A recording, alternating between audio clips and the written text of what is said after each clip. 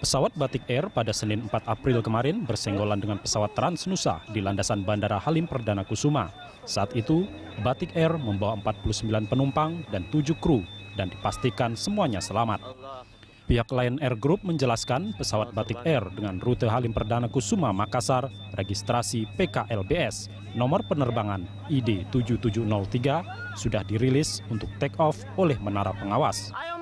Namun sewaktu melakukan proses take off, pesawat bersenggolan dengan pesawat Transnusa yang sedang ditarik traktor dalam proses pemindahan. Akibat tabrakan ini, pilot in command memutuskan membatalkan take off untuk memastikan keselamatan penumpang. Penumpang kemudian diberangkatkan dengan penerbangan pengganti. Mengenai penumpang, kita sudah kasih alternatif. Besok pagi mereka akan kita berangkatkan. Dan mereka bebas memilih, membatalkan pun kita akan kembalikan tiketnya. Tadi mengenai barang mereka masih ditahan karena memang sampai jam 23 kita masih pengumpulan data. Memang pesawat kita nggak bisa sentuh, semuanya dalam pengawasan dari KNKT. Mungkin teman-teman tadi tidak langsung bahwa itu sebenarnya udah dirilis. Jadi ada yang lambat. Jadi kira-kira seperti itu, ada 49 penumpang dan semuanya dalam keadaan selamat dan sebagian sudah kita inapkan di hotel. Dan besok mereka akan kita berangkatkan dan mereka bebas memilih untuk membatalkan. Komite Nasional Keselamatan Transportasi atau KNKT langsung turun ke lokasi untuk mengkaji penyebab tabrakan dua pesawat tersebut. Saat ini KNKT masih mengumpulkan data-data dari black box di kedua pesawat, termasuk meminta keterangan dari pilot dan 4 petugas ATC. Ketua KNKT Sunaryo menyatakan setelah data diperoleh, KNKT akan segera melakukan analisis untuk mengetahui penyebab insiden. Malam ini tim KNKT tadi kebetulan langsung pas kejadian kurang lebih 10 menit kebetulan ada salah satu rekan KNKT yang dekat dengan Halim sudah menuju ke TKP dan kami pada saat ini dalam tahap pengumpulan data. Jadi kami belum melakukan analisa ataupun nanti kalau saudara wartawan menanyakan tentang kenapa, kami masih dalam tahap pengumpulan. Jadi juga termasuk kami mengumpulkan semua black box yang ada di kedua pesawat tersebut dan besok pagi kami akan mendownload kedua black box ini data untuk mengetahui data-data yang ada di kedua pesawat tersebut dan juga kami besok juga kembali ke Halim untuk mengambil beberapa data dari tower juga dari petugas lainnya guna melengkapi investigasi kami. Meski sempat ditutup pasca insiden, sejak Selasa pagi, Bandara Halim Perdana Kusuma kembali dibuka untuk melayani penerbangan. Pihak pengelola bandara juga segera mengevaluasi SDM serta mengusulkan pembuatan taxiway dan runway terpisah untuk mencegah insiden terulang. Tim Liputan, Berita 1. Menata kembali Bandara Halim, itulah tema dialog kita pagi ini dan untuk membahasnya di studio telah hadir pengamat penerbangan Marsikal Purnawirawan Bapak Cepi Hagem. Terima kasih Pak Cepi sudah hadir bersama kami. Baik Pak Cepi, menata kembali Bandara Halim ataukah sebenarnya memang Bandara Halim ini tidak diperuntukkan seharusnya untuk penerbangan komersial Pak Cepi? Ya, Bandara Halim itu memang hanya diperuntukkan bagi keperluan Angkatan Udara. Kenapa sekarang ada penerbangan komersial? Karena pernah pada satu saat waktu Kemayoran mulai penuh dibangun Cengkareng, nah ada waktu yang cukup lama memerlukan Halim untuk sementara jadi international airport. Jadi sejarahnya disitulah kemudian berawal penerbangan sipil komersial masuk di Halim. Setelah Cengkareng selesai, sebenarnya juga selesai, seharusnya semua pindah ke Cengkareng, itu kembali ke Angkatan Udara, seharusnya begitu. Tetapi karena Halim tetap diperlukan sebagai alternate aerodrome, maksudnya kalau di Cengkareng ada apa-apa, in case of emergency, maka dia bisa menggunakan Halim. Risikonya adalah Halim harus berstandar internasional. Dananya cukup besar untuk maintenance itu, dan Angkatan Udara tidak memiliki alokasi dana untuk itu. Itu sebabnya kemudian diberikanlah celah. Ada haji flight, ada pesawat charter begitu ya, charter flight, dan general aviation di sana. Di samping Angkatan Udara di sana. Jadi itu udah padat sekali sebenarnya. Karena apa? Karena runway cuma satu. Ini lucu juga. Jadi ada orang bilang, wah memang di Indonesia semua juga runway cuma satu. Nah, masalahnya runway satu ini udah dipakai sama 4 skadron udara yang ada di sana, 1 skadron teknik perawatan pesawat terbang, dan ada skadron Paskas yang juga menggunakan aerodrome itu sebagai tempat latihan dan operasi. Berarti tidak hanya khusus untuk haji flight atau charter betul. flight Jadi, saja, jadi kalau saya bilang runway 1, semua juga runway 1. Dia bilang kan semua juga, yang runway 2 kan cuma di Cengkareng katanya. Nah, ini memang pemikiran yang sangat naif yang menerima seperti itu. Maksud saya runway 1 itu udah dipakai dengan 4 skadron. Jadi kalau dia ditambah lagi dengan penerbangan komersial, maka akibatnya adalah potensi terjadinya kecelakaan itu menjadi sangat besar. Ya. Lebih besar lagi, kenapa? Karena pengelolaan penerbangan sipil komersial itu semerawut, ya, amburadul. Ya. Kita ingat dulu, ya, 2013-2014 itu delay sampai 10-12 jam, ya, terjadi chaos. Ya. Penumpang sampai turun ke bawah, ada yang menahan pesawat dan sebagainya. Itu sangat berbahaya dan sangat memalukan, itu cemar lah kita, ya. Di international airport itu terjadi. Persoalan terbesar di sini adalah itu tidak diselidiki. Kenapa? Kenapa terjadi di sana? Nggak ada investigasi, tidak ada audit. Yang ada adalah solusi, dipindahin aja. Kelebihan, kesemrawutan itu dipindahin aja ke Halim.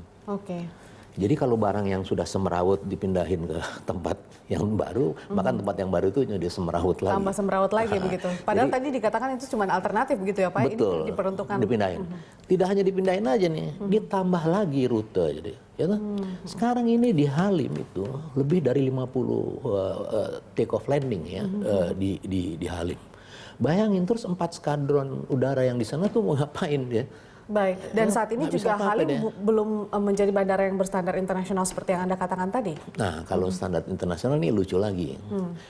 Indonesia sejak tahun 2007 pada saat kejadian begitu banyak kecelakaan, ditemukan lebih dari 120 finding oleh ICAO, International Civil Aviation Organization.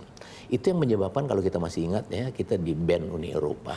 Kita di-downgrade oleh Federal Aviation Administration sebagai kelompok negara yang kategori 2, yang artinya adalah not comply yet dengan International Civil Aviation Regulation. International Civil Aviation Safety Standard. Kita tidak comply, kita tidak memenuhi persyaratan. Sampai detik ini kita belum berhasil. Kita sedang bekerja keras untuk itu.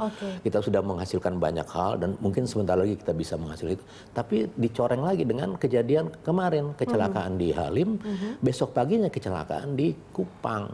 Jadi kita mendemonstrasikan di panggung internasional ini ya, bahwa kita memang negara ini loh, bahwa ini kita memang tidak bisa comply dengan International Aviation Safety Standard. Berbicara mengenai Bandara Halim ini sendiri Pak, kalau tadi masih jauh lah pastinya dari standar internasional, apalagi tadi kita bisa dengarkan bahwa Anda katakan memang sebagian besar atau sebagian dari rute penerbangan itu dipindahkan ke Halim juga untuk beberapa maskapai. Nah, ini artinya apakah juga memang infrastruktur di sana juga tidak siap untuk penerbangan komersialisasi untuk mengatur itu semua? Ya, ini yang menarik.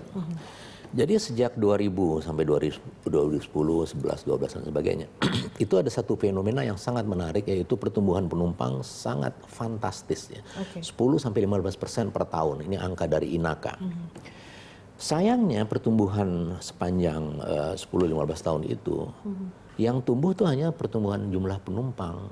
Ya, tentu saja maskapai penerbangan bertambah, pesawat bertambah, justru jadi penumpangnya bertambah. Sayangnya adalah pertambahan atau pertumbuhan ini tidak diiringi dengan penyediaan SDM dan kesiapan infrastruktur. Ya, jadi yang dikejar ini fokusnya adalah pertumbuhan penumpang, pertumbuhan ekonomi. Ya. Jadi kita kan biasa, ini kalau dikenal dalam ilmu manajemen namanya manajemen supermi. Jadi Instan begitu, Pak, instan, ya? dia mau buru-buru aja. Jadi kalau Oke. langkah tuh kan mestinya kiri kanan, kalau kita maju kan kiri kanan kiri kanan. Berbarengan gitu, Pak, ya? Langkah kiri ini adalah pesawat dan maskapai dan pertumbuhan penumpang. Langkah kanan ini harusnya adalah ketersediaan SDM dan infrastruktur. Jadi kalau melangkah tuh mestinya bersama-sama. Iya. Ini enggak nih langkah yang kiri aja terus saja ke sana. Penumpang aja dengan jumlah maskapainya. Iya, sobek kan. Jadi kalau begitu, kalau satu Oke. yang langkah. Baik. Nah, itu yang kita hadapi sekarang Iya. ya. Kesenjangan dari ketersediaan SDM. Sekarang banyak pilot asing ya. Nggak pernah ada dulu pilot asing. Anak-anak kita jago-jago. Skill level anak-anak Indonesia tuh jago-jago. Baik. Tapi kita nggak menyiapkan itu. Flying school tidak mencukupi, ya, teknisi dan sebagainya. Jadi kasihan. Oke. Yang datang orang dari luar. Cari yang cepat saja begitu ya, Pak, ya? Mie instan Mie tadi instan. itu. Ya. Baik, nah tapi mengenai infrastruktur sendiri, kalau dibandingkan memang dengan Bandara Soekarno-Hatta begitu, infrastruktur apa saja sih sebenarnya yang masih sangat jauh kalahnya untuk Bandara Halim Perdana Kusuma ini, Pak? Atau memang sama sekali tidak Bukan, menggunakan? nggak bisa dibandingkan begitu ya, Oke. karena Halim itu adalah Air Force Base. Iya. Cengkareng itu memang didesain untuk penerbangan sipil komersial. Ya, secara anatomis ya itu jauh berbeda, jauh Oke. berbeda. Nah, kalau kita berbicara tentang infrastruktur untuk penerbangan sipil komersial, sebenarnya ketentuan-ketentuan dan regulasi dan perhitungan-perhitungan itu semua sudah ada. Tinggal mengikutin aja sebenarnya. Itu tadi karena kita begitu nafsu ya, begitu terfokus kepada hanya mencari fokus pada pertumbuhan penumpang saja, mengabaikan itu tadi sisi yang lain itu kesediaan SDM dan infrastruktur. Itulah terjadi satu kesenjangan yang membuka peluang kemungkinan terjadinya kecelakaan. Jadi kecelakaan kemarin itu ya ada teman saya orang Amerika, dia bilang the stupid accident itu ya. Ya, itu kecelakaan yang sangat bodoh. Kenapa? Karena dari awal udah tahu ya, itu kecelakaan itu pasti terjadi kalau pementahan dari Cengkareng dipindahin itu pasti terjadi. It's a matter of time. Pasti terjadi. 2010 saya udah nurunkan tulisan, saya udah bikin beberapa rekomendasi dan masukan. Itu tolong dilihat, itu solusi sangat berbahaya itu. Dan kemarin itulah terbukti ya. Terjadinya itu kita harus mensyukuri dalam artian bahwa ternyata ada warningnya begitu ya, Pak? Tabrakan pesawat sipil komersial, ya, 2 tabrakan di Air Force Base sebenarnya ya, itu tidak memakan korban nyawa. Ya. Nah, kalau setelah terjadi kecelakaan ini baru semua orang tahu, ya, oh tabrakan, baru heboh semuanya kan. Berapa kali terjadi nyaris tabrakan kita nggak tau. Berarti meskipun ini baru kali pertama yang dikatakan semacam kecelakaan di Bandara Halim, tapi sebenarnya sudah banyak yang hampir pasti gitu, banyak, Pak, ya? Pasti banyak. Indikasinya begini, beberapa bulan yang lalu saya kebetulan naik pesawat ke Halim, itu 40 menit ya muter-muter di atas Halim, 40 menit di atas Halim. Yang Halim itu yang runway-nya cuma satu tadi, yang ada yang bilang di mana-mana juga cuma runway satu. Taxiway-nya nggak ada ya. Iya. Antri sampai 40 menit. Jadi bisa dibayangkan apa yang terjadi on the ground pada waktu itu ya. Antrian nggak keruanan, orang yang mau take off ngantri, orang yang mau landing 40 menit di Halim. Kalau itu terjadi di Cengkareng 40 menit, itu masih bisa diterima karena dia punya sarana prasarana untuk ngantri itu banyak. Iya. Taxiway-nya luas, ada taxiway, ada banyak tempat parkirnya luas. Iya. Dan pesawat-pesawat yang datang juga tempat holding point-nya juga banyak, ada beberapa tempat. Di Halim nggak ada. Di Halim itu cuma Halim VOR, tempat holding di atas. Di bawah juga ada. Tempat parkirnya sempit, taxiway-nya nggak ada. Itu yang saya katakan bahwa inilah sebenarnya potensi terjadinya kecelakaan tuh sangat besar. Ya. Makanya kita dikagumi sebenarnya.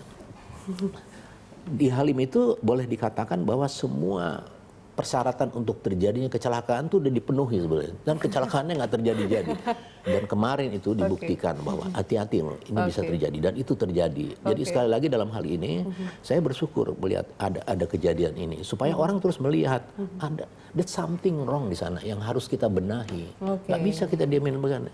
Kecuali kalau kita memang mau vivere pericoloso ya, kita mau danger is my business, ya silakan. Betul, mengambil resiko yang cukup besar begitu Pak Cepi ya. Kita masih akan bahas mengenai bagaimana sebenarnya kondisi Bandara Halim dan perlukah ditata kembali. Pemirsa tetaplah bersama kami di Dialog Jurnal Pagi.